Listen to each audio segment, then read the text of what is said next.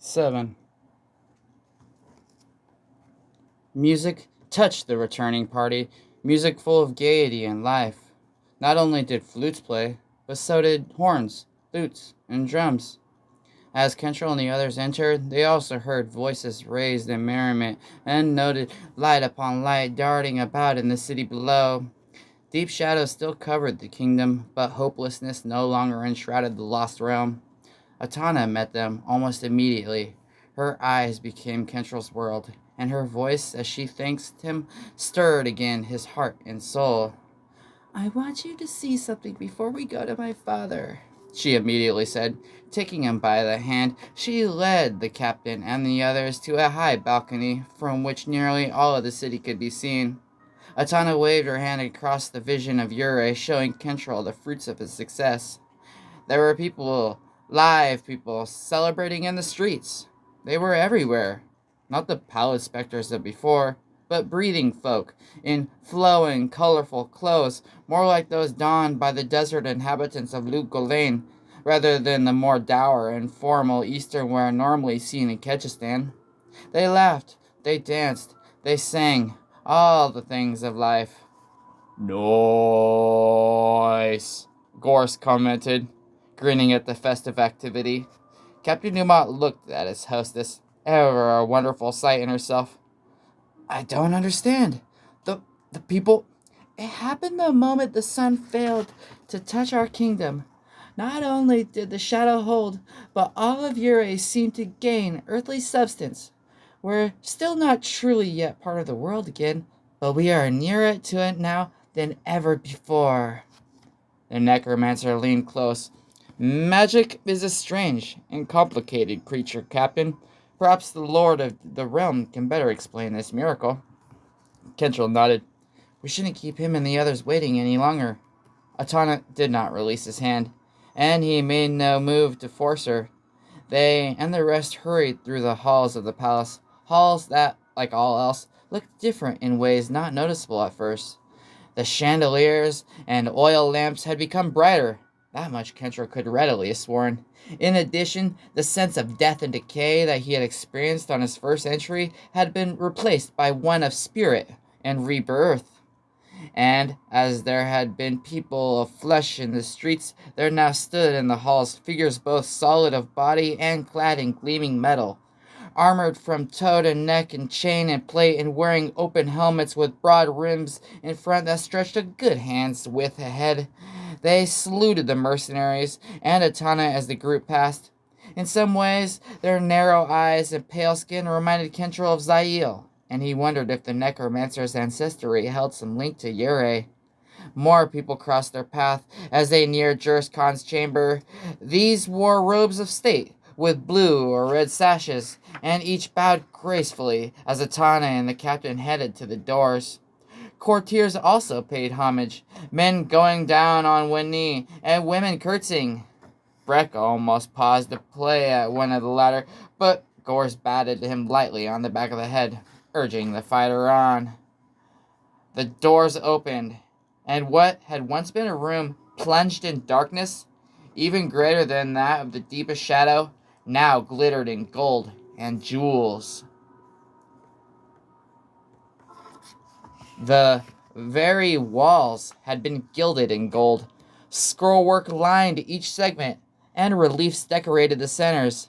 To accent figures and designs, gemstones of every color, hue, and transparency had been artfully interjected. Likely it had taken years for those who had crafted this astonishing display to complete their work, but their effort had obviously been worth the difficulties and time.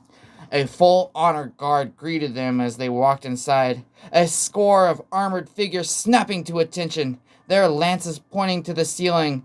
At the far end, where the rich crimson rug that started at the doors finally came to its conclusion, a jubilant Juris Khan awaited the new arrivals.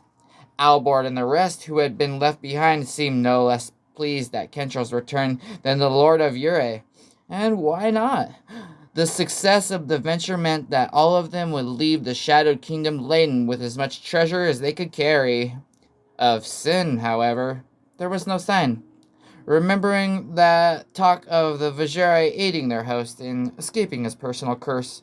Kentrell assumed that the bearded sorcerer had already rushed off to pursue Khan's vast library of magical knowledge. So much the better as far as the captain felt concerned. Not only would Sin finally do something of value, but he would also be well out of the way. My good friends, the gray-haired monarch gladly called. My good and trusted friends, you have the gratitude of an entire realm. You have given Yurei a chance to be whole again in a manner we never thought possible. He indicated the room, the guards, even the courtiers beyond the doors. Already, the fruits of your labors ripen. You bring life to a city.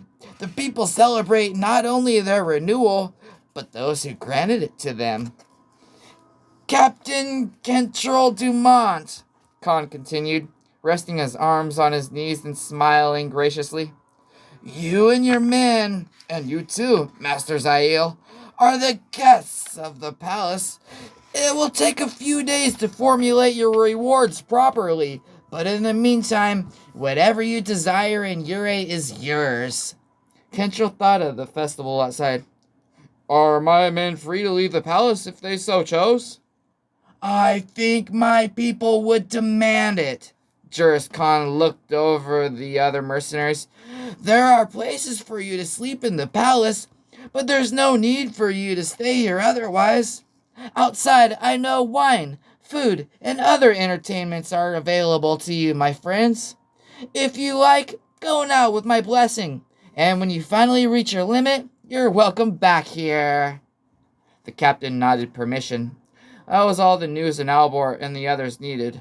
With much backslapping and cheerful words, they started out of the chamber, each saluting Kentrell as they passed. You men can go too, he informed Jodis and those who had journeyed to the mountain. They quickly joined their fellows. As Gorse started to leave, though, the captain called them over. Keep a bit of an eye on them if you can, he asked of his loyal second.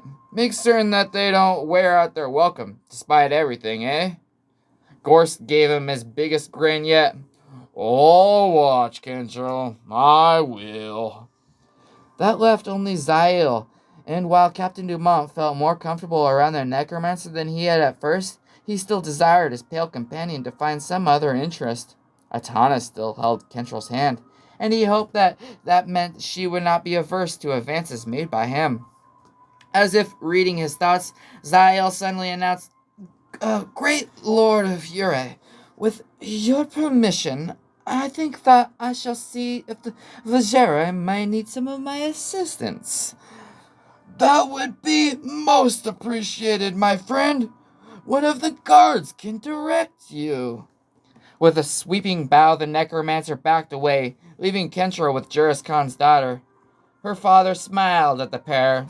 Atana, I'm sure that the captain hungers. See that he is satiated. If that is your order, she replied with a slight inclination of her head. Atana led Kentrell out, guiding him down a hall he had not traversed previously. Not once did she loosen her hold on him, and not once did the veteran fighter struggle to free his hand. In his mind, she could have led him the length and the breadth of the kingdom, and he would have willingly followed. You've done so much for us. So much for me, she said as they walked alone. I don't know how to thank you, Captain. Kentrell. My name's Kentrell, my lady. Under thick lashes, she smiled at him. Kentrell. You must call me Atana, in return, of course. It'd be my honor. He frowned. Is Yurei really safe? Have we really beaten Gregus Mazi's spell? The smile faltered a bit. You have secured us to the world. We cannot go beyond the area the shadow forms, but there is hope now that soon we can. Once my father is free of the other spell, he can proceed with some other thoughts he has had, possibilities in which the sorcerer and the necromancer would be of much aid.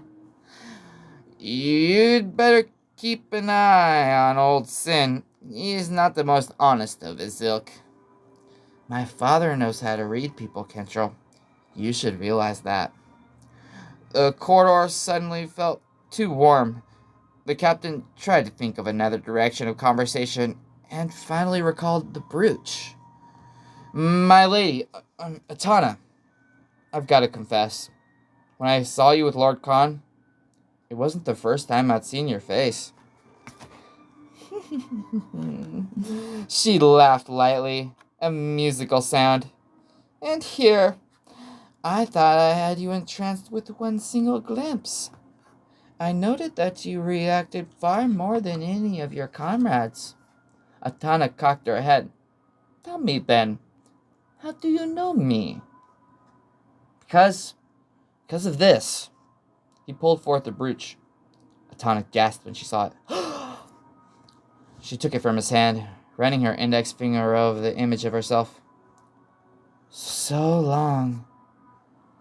So very long since I saw this. Where did you find it? In the ruins.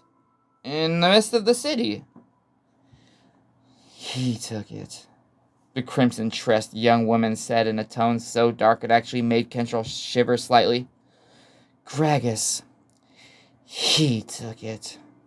But why? Because he desired me, Kentrell. He desired me heart and soul. When he discovered that Yurei would return once the shadow of Numir touched this area in just such a way, he came not only to rectify his foul failure, but try to take me as his prize. Without his realizing it, the mercenary captain's hand slipped to the hilt of his sword. Atana, however, noticed his action and blushed. You would have been my champion, Kentrell? If only you'd been there the first time, I knew you wouldn't have let him do to Yurei what he did. I know you would have slain that beast for us. For me. He wanted to throw his arms around her, but managed to hold back. Yet Captain Dumont could not help himself from replying, I would do anything for you. Her blushing only increased, and made her that much more alluring. Atana put the brooch back into his palm. Take this back as a gift from me.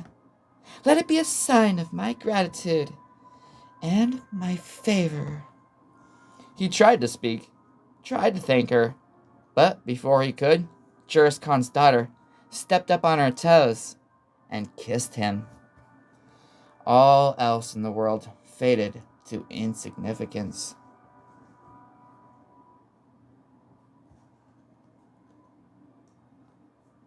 Zael felt extremely uncomfortable. He had felt so for quite a long time, almost since he and the others had first met Juris Khan. That no one else might have recognized his discomfort gave credit to the necromancer's mental and physical skills. The training through which he had lived his entire life had granted Zael virtual control over every aspect of his being. Few things could disturb the balance within him. But something about Yurei and its inhabitants had. On the surface, the necromancer could see nothing capable of doing so. Khan and his people had been thrown into the most dire predicament, the victims of a spell twisted by a corrupted sorcerer. He, as much as Captain Dumont, had wanted to help them, although while the mercenary's interest had much to do with the beauteous offspring of Yurei's ruler, Zael's interest had been in returning the balance that had been madly left awry. Such a travesty as Gregus Matzi had enacted could have threatened the stability of the world itself, for whenever innocence suffered as the citizens of this kingdom had, it strengthened the cause of hell. Gregus Matzi. Here we are, sir. The guard who had accompanied Zael remarked, Thank you. I have no more need of you. The pale spellcaster entered. As he had requested, he had been led to the library where Juris Khan had kept Yurei's greatest magical tomes, holy works, scrolls, and artifacts. In the days of the kingdom's glory, 100 scholars of both the mystical and theological paths would have been in the vast room pursuing the ceiling high shelves for the secrets and truths gathered here over the centuries. Now, only one slight figure hunched over a massive moldering book, almost as large as himself. Even as he entered, Zael could hear Quoth Sin muttering to himself. But if the rune here means the sun's power and the segment refers to the Eye of Hast...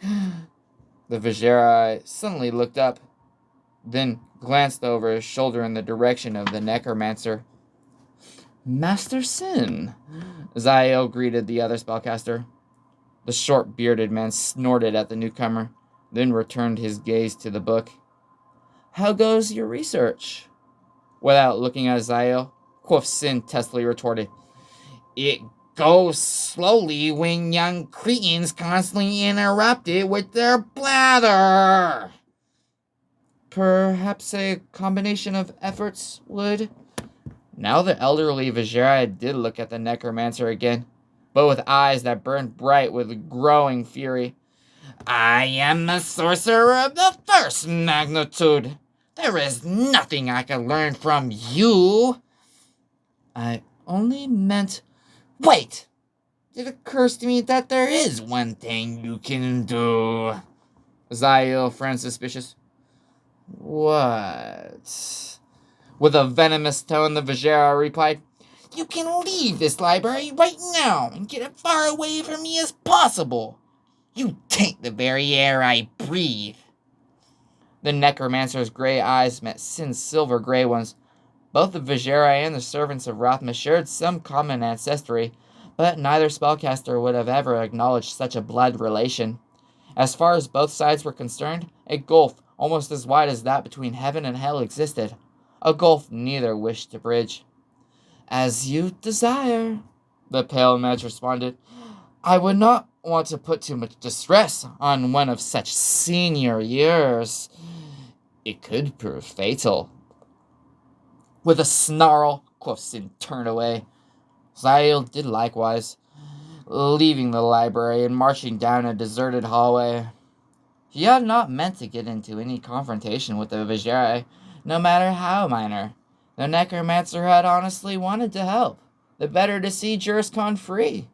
However, there were spells and research that Zael could do on his own, paths of which the more materialistic Sin would have never have approved.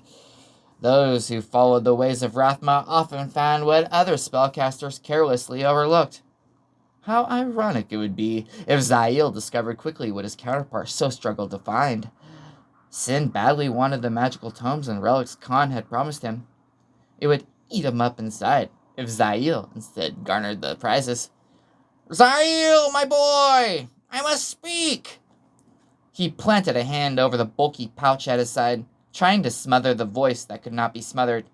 Even though it had hardly spoken above a whisper, to the necromancer, it resounded like a thunder in an empty hall. Quiet, Bart, he whispered, quickly surveying the area. Zael noticed the entrance to a balcony. With smooth, silent movements, the slim, pale man darted outside. Below, the sounds of merriment continued. Zael exhaled. Out here, no one would hear him speaking with the skull. He pulled what remained of Humbart Wessel out of the pouch, glaring into the empty eye sockets. More than once you have nearly given yourself away, Humbart, and thereby put me in straits. Trust is not an easy thing for one of my kind to obtain, but it is fairly easy for us to lose. Those who do not understand the truths of Rathma prefer to believe the lies. You mean like raising the dead? What is it you want, Humbart? Gregis Matzi, answered the skull, the eye sockets almost seeming to narrow. He had captured Zael's attention. What about him? You didn't believe that old hogwash about old Gregis, did ya? Mocked Humbart. Gregis, who wanted so badly to join his friends in heaven, that he prayed each morning and eve, and cried most of the day through? Looking down at the torchlit city, the necromancer thought over everything he had said about the sorcerer. During Juris Khan's revelations, Zael had more than once pondered inconsistencies with what Humbart Wessel had told him, also assumed about the Lord of Ure would certainly know Gregis Matzi better. Sorcerers, especially those like the Vajere, can be a treacherous language. Well, Gregis Matzi was certainly known better. Sorcerers, especially those like the Vajere, they can be a treacherous, lying bunch. Matzi, he simply fooled you, Humbart.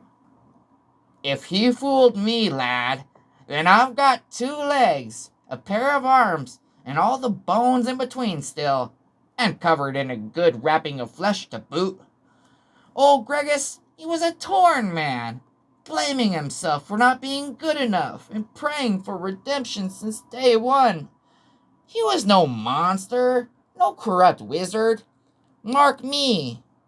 But Juris Khan either was fooled or lies through his teeth. I swear on my grave, and you know that's one oath I'll hold true to. Now Zael truly understood his own earlier anxieties. In the past, he had heard from the skull bits and pieces of the events that had taken place outside the Shadow Kingdom when Humbart Wessel and his men had watched Gregis Matzi rush into the ghostly city, arms raised in praise to heaven and voice calling out thanks for this second opportunity. Every time Humbart had mentioned the spellcaster, it had always been as a man driven to redeem himself, to prove himself worthy. Not at all the beast that Khan and his daughter had described. And what would you suggest? The necromancer muttered. Find out the truth. From the source, of course. Zael gaped. Gregis Matzi? It had never occurred to him to try to raise the specter of the dead mage. In the past, it seemed impossible, for all trace of the man had been thought to have vanished along with the legendary kingdom. But now, Zael stood within the realm himself. One problem remained, though. According to Juris Khan, Matzi had utterly destroyed his corporeal form, incinerated. Without skin, hair, blood, or a sample of well-worn clothes, even a skilled necromancer such as Zael could hope to accomplish little. He said as much to the skull, which brought back a harsh and sarcastic response from Humbart. Am I the only one here who still has a brain in his head? Think, lad. Gregis was born and raised in Ure. He lived here all of his life until the spell that cast the soul of the city and its people into oblivion. And then he came back again. More to the point, Zael, Ure's been frozen in time, almost unchanging. If old Gregis had a place to call his own here, the betting is still good. That is, it still stands. What Humbart said made such sense that Zael could not believe that he had not thought of it. If a piece of clothing or an item often used could be found among the dead mage's belongings, it might prove enough to summon the shade of the man. Then, from Gregis Matzi himself, the necromancer could learn the truth, and possibly even the key to Ure's salvation. If Matzi proved to be the evil that Juris Khan claimed him to be, Zael could wring the secret from the spell work from him far faster than Sin could ever hope to do by thumbing through volume after volume of dusty tomes. We must find his home. Can't likely just ask, though, can we? Eyeing again the city below, where the celebrations continued unabated, Zael allowed himself the slightest of smiles. Perhaps we can, Humbart. Perhaps we can.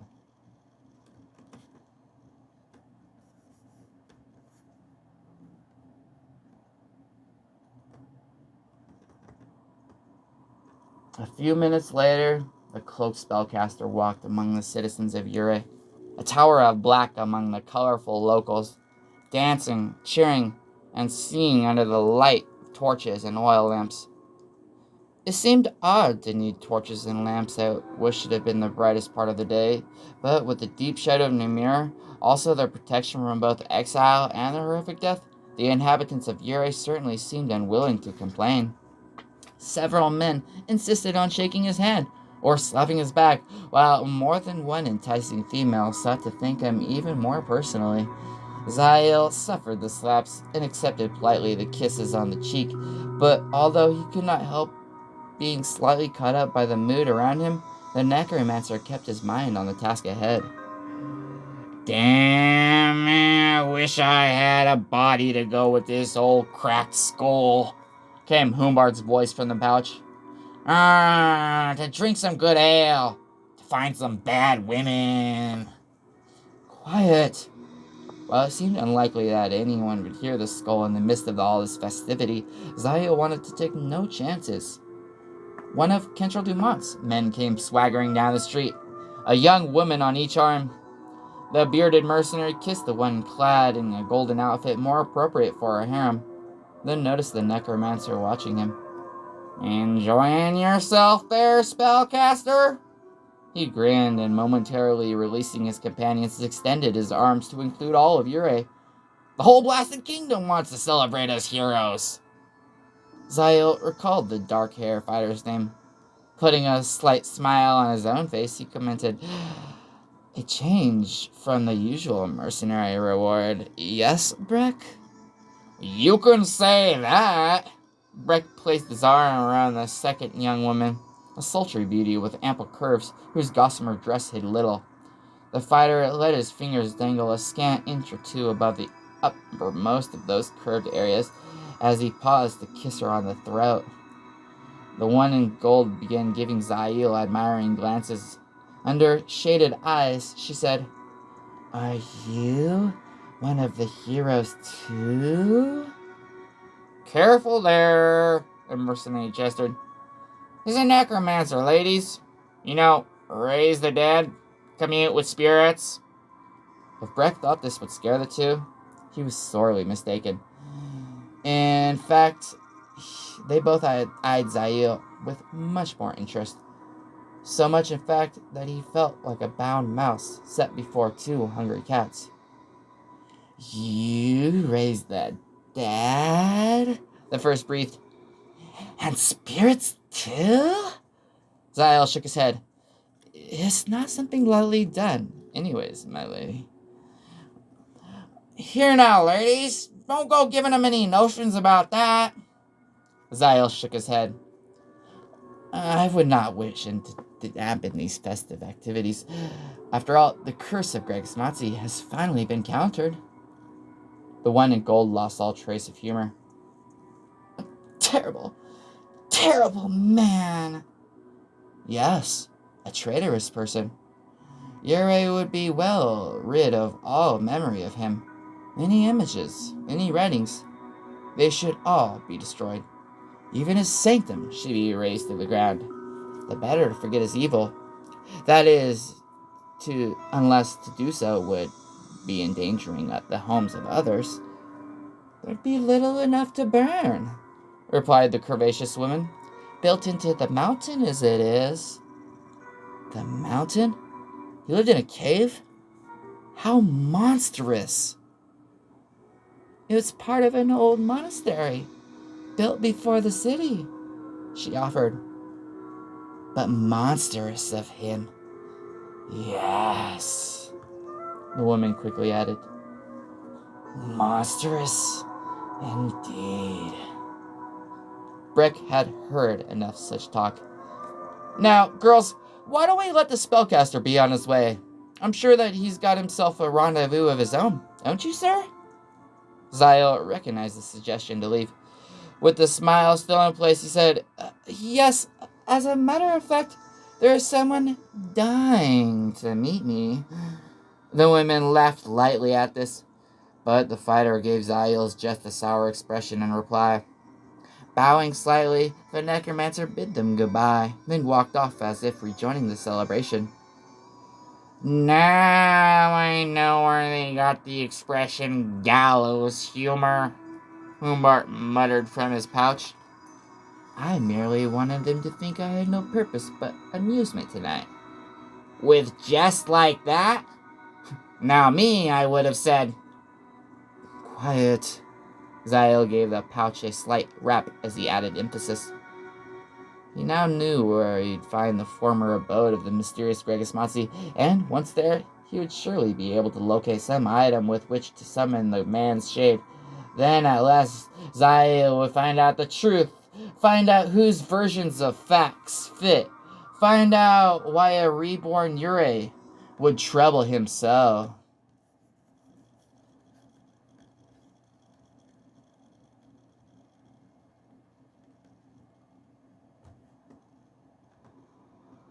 Breck stumbled into the home of one of his two companions with lust fully on his besotted mind. Even the necromancer's thankfully brief interruption of his pleasure had not lessened his desires. Not only did both young women seem willing, but they were far, far more attractive than those whom he usually found himself. It would be good for a change to find the next morning that he had bedded some one-eyed she-demon with skin more leathery than his boots. Breck felt certain that he had it in him to satisfy both beauties, and if it turned out he didn't, at least if they satisfied him, then it would all be worth it. Only a dim light, far, far back in the building, cast any illumination. The mercenary winded his way toward it, only blatantly realizing that he no longer had an arm around either of his intended treats. At some point near the doorway, both had gone missing. "Here now, ladies," he called. "Where you run off to, huh?" "Over here," called the voice the one Breck called as wearing a striking golden outfit. She wanted to be first, and he would not disappoint her. Breck followed the call, reaching out with his hands as he gradually made his way toward the faint light. "Almost there," murmured the second, the woman whose shape the fighter had found so appealing. "Oh, so both of you want a piece of me at once, huh?" He laughed. "That's fine with me." "We're glad you think so," said the first, moving into the light. Breck screamed. Under scraps of hair, a husk of a face stared empty-eyed at the mercenary. A mouth shaped into a circle and filled at the edges with sharp needle-like teeth gaped. Any flesh on had once been a female face had dried away, leaving skin so taut it barely could hold in the skull. Bony claws stretched forth, seeking him. Vaguely he noted the tattered remains of the golden dress. Then the horror of what he faced finally stirred Breck to action. He reached down for his sword, only to find the scabbard empty. Where had the weapon gone? He slowly recalled how at the end he showed the women and some other onlookers how he helped battle the hellish cat, and after that there had been a round of drinks of honor in his heroism. And then he never retrieved the sword from next to his chair. Breck fearfully backed away, only to collide with someone. He looked over his shoulder and saw, to his horror, another cadaverous, yet hungry face. A mummified shell who could only be the other of his feminine companions. "No, like a piece of you," it said. And as she spoke, Breck became aware that other figures moved in the dim light. Figures with similar outlines, figures all around him. Reaching, hungering. He managed one last short cry before they enveloped him. "La!"